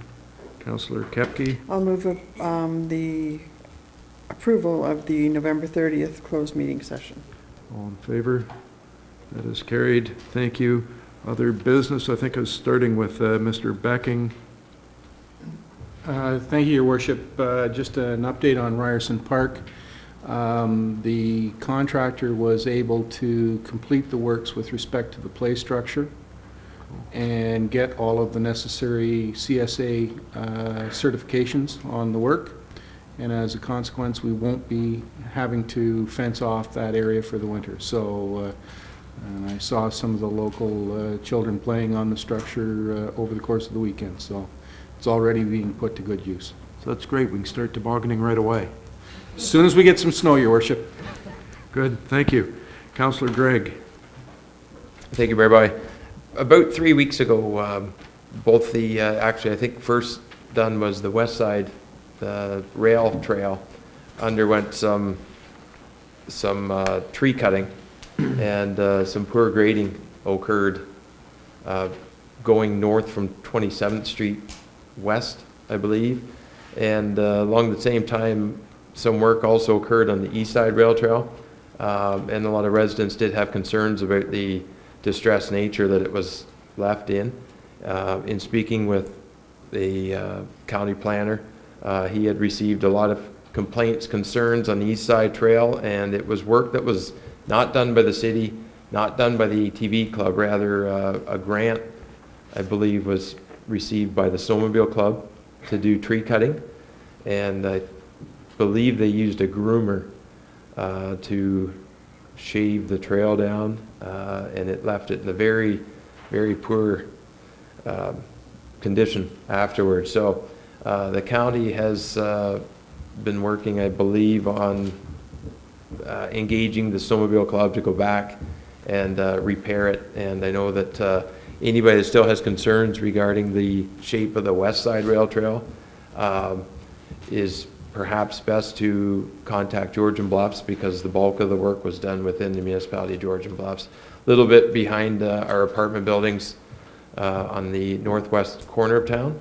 But I'm encouraged. I spoke with the ATV club. They would have been glad to have assisted had they known about the work. They did not. But I'm encouraged that it will be brought back up to better standards than what it was left, because in the good weather that we've had, there is a large number of hikers, especially on the northwest rail trail exiting the city, that use that trail, and they've been very disappointed, to put it frankly. So we hope that will be repaired soon. Good. Thank you for the information. Councillor Kepke, I'm adding you in here. We missed. Thank you very much. I wanted to invite members of the public and organizations and anyone interested to attend a public meeting tomorrow at council, in the council chambers at 5:30, regarding the Canada 150 and the Owen Sound 160 event that will be taking place in 2017. Good. Thank you. Councillor O'Leary. Thank you, Your Worship. Just want to wish everyone a Merry Christmas, Happy Holidays, and we'll see you on the other side. Thank you. I tried to put together a bit of a list of some of the things that we went through, and As council knows, I sent out an email to council asking them for one challenging decision or one really important decision, and I also sent emails to Kate, being fairly new, I missed her, but to Mr. Ritchie, Mr. Becking, Ms. Coulter, asking them for 3 achievements that we maybe have overlooked to help me go through with this. So I'm not necessarily going to point out and name everybody that gave me input in this, but our first year's done. Pretty amazing year when you think of all the things we came through. Came into council, all of us with goals to conduct our business of the city better, take steps to attract growth, implement new and better policy, communicate our decisions better, and look at everything objectively in a new light. In an effort to do things now and to set the table for the city's future. I've learned personally that we have limits in what we can achieve and how quickly. We've been awfully aggressive in our desires, but neither we nor staff have the capacity or the budget or time to do what we wish or what I've wished right away, and that's been a learning experience for me to be a little more patient and realize that we can't keep adding things onto the pile. Very few decisions that we've faced are black and white. The tough decisions, the easy ones are fairly simple, but just about everything's gray. Every option has merits and consequences. We can make decisions to have the least consequence or to be the most positive, and those aren't necessarily going in the same direction. And I think probably we've tried to go for the decisions that have been the most positive and the most effect versus trying to minimize the impact. We certainly learned to compromise, all of us, on our ideals and have come to some the very best decisions that we could come to as a group. So here's a list of things that we've either decided or dealt with or that has happened to us or that staff has accomplished in the past year, but no particular order. And having said that, the first thing, one of the first tough decisions that we faced as a council, renewing the development charge plan. I think it was one of our toughest decisions. It came fast, it came early. We had to learn how to deal with it, and we did it. It allowed us to establish our character as a council and learn how we're going to deal with future challenges. Everyone's aware of the frozen pipes. Frozen pipe issue was significant in that it represented a citywide response to a very serious situation. Everyone contributed to what was very successful outcome and a lot of hard work. I remember panicking and being really worried, and I think we all were, that there's people going up to a month without water. And one day I read a blog from Kira MacArthur that talked about going through the process and how she was learning to appreciate not having water.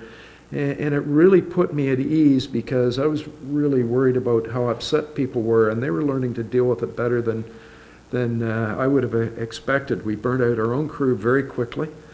They're working round the clock 7 days a week from as early as they could to as late as they could and did a wonderful job. And then we're very lucky to have Sutherland's come in and help us out, and we got through that. As a result, we've got a better plan of how to get through that again if it happens. I went through the 8th Street landslide, and we purchased a damaged house because it was the right thing to do. We went through the arson fires, and we talked about that earlier. Rebuilt a good part of 3rd Avenue East with our partners at the county and welcomed financial help from the province. Water, wastewater, roads, widening, poles, sidewalks, the bicycle trails all been improved and more to go. We've rebuilt 8th Street Hill, which has been needed for a long time, which is a huge project. We've moved the wastewater treatment upgrade forward. If you can drive past that, you can see how much has been accomplished in the last few months. We've had successful labor negotiations completed with inside and outside workers that resulted in fair results given the city's financial challenges and appreciate our workers' understanding of that. Very recently, Owen Sound Police Association came back to the table to continue to negotiate after things had sort of fallen apart, and I think came to a very fair and longer agreement, recognizing again the financial situation of the city. We've renewed water infrastructure asset financial plan. I've had reasonable tax levies for 2015 and projections for 2016, some of the lowest in years, while not robbing the city's future by putting increased amounts towards capital. We're still putting money towards capital and reserves. So we haven't robbed our reserves to make us look good now.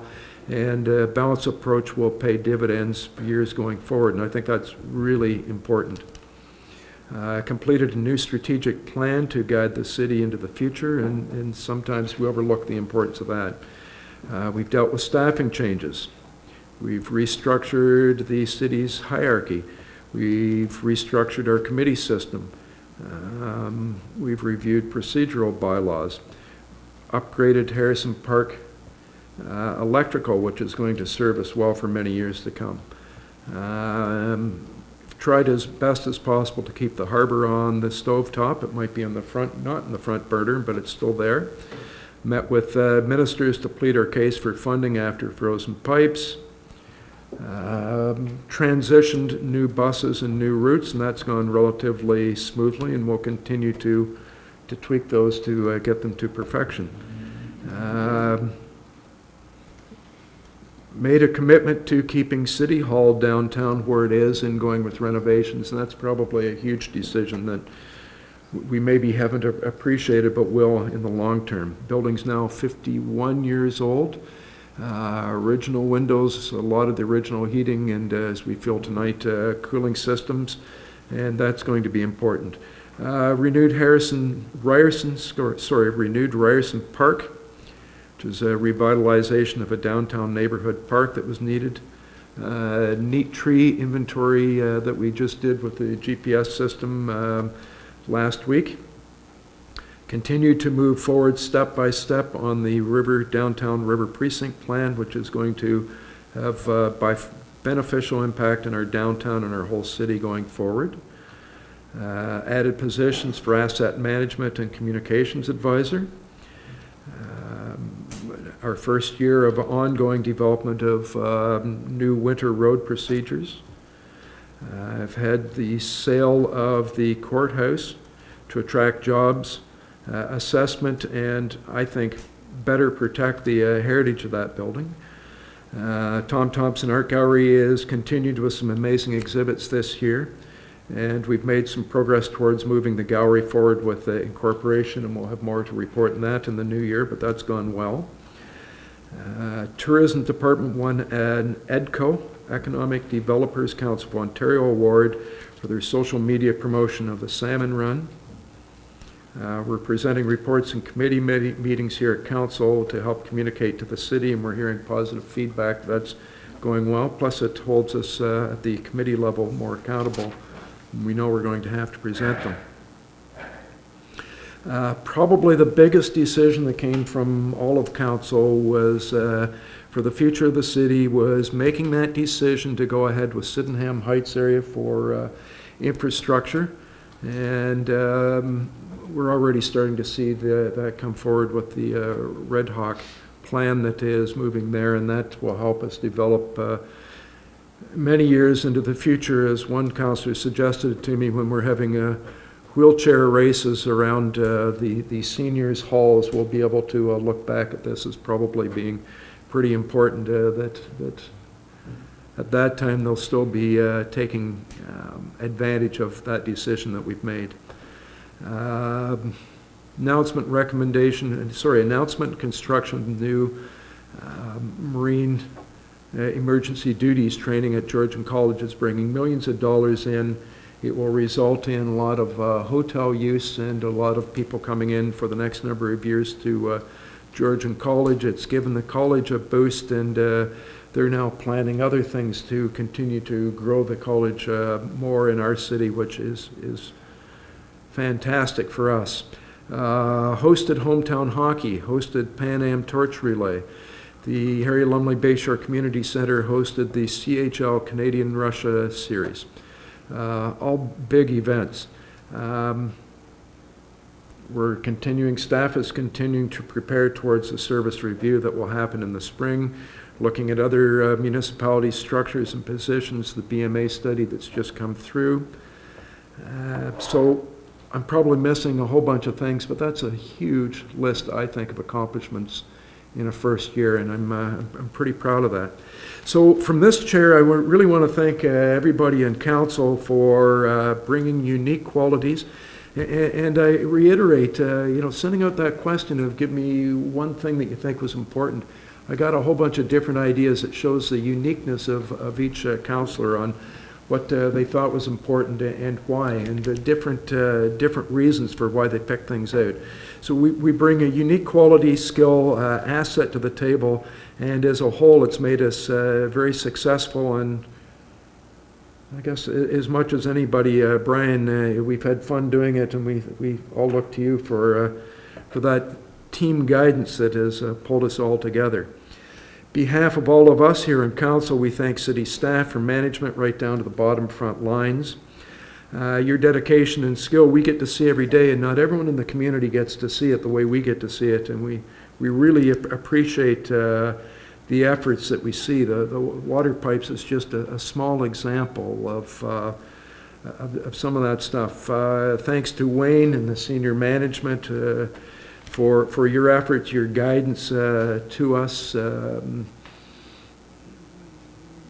your flexibility when we go in a different direction sometimes. You get to implement, and all staff gets to implement the decisions that we make, and we make them what we believe is in the best interest of the community, but they may not always be popular, and sometimes you face the brunt of our decisions and have to wear it, and we appreciate everyone's efforts in 2015. I also want to take this opportunity to thank the press that sits at the back table week in, week out. I think back to the frozen pipes, trying to get messages out as quickly as we can, and you really helped us get our message out to the community when it was necessary. Luckily, and we thank you for it, you don't beat up on us too badly too often. Probably not at all, and it's your effort in how you help us is really appreciated. Finally, from this council to the citizens of Owen Sound and to the members of our great city, it will always and continues to be for all of us a great honor to represent you, and we thank everybody that supports us. We thank everybody that sends us notes and messages and ideas and positive ideas that help us bring stuff to the table that we wouldn't necessarily think of our own, and we've got some great ideas from that, and we really appreciate the support that we've received. This council is all, and probably everybody, is very proud of our community and the way that we look after each other in challenging times. We've proved it so much again and again this time. We as a council feed off that passion in the community. On your behalf, we will continue to try to make our great city better year after year, and I'm really happy with what we've achieved this year. So to everyone, Merry Christmas, Happy Holidays, Season's greetings, and thanks to everybody in the community. Thanks. It's what a year. Down to 17, bylaws. Did I miss something? Ah, you're right. That piece of paper over that. Thank you. Move the committee right. And all in favor? That is carried. Thanks. Now the formal session number 14. Thank you, Your Worship. Moved by myself, seconded by Councillor Kepke, that action taken in committee of the whole in considering public meetings, deputations, public question period, matters arising from correspondence, reports, matters tabled, motions for which notice was previously given, and other business be hereby confirmed by this council. All in favor? That's unanimous. Thank you. Number 15, notice of motion. Seeing none. New business by resolution. Noting none.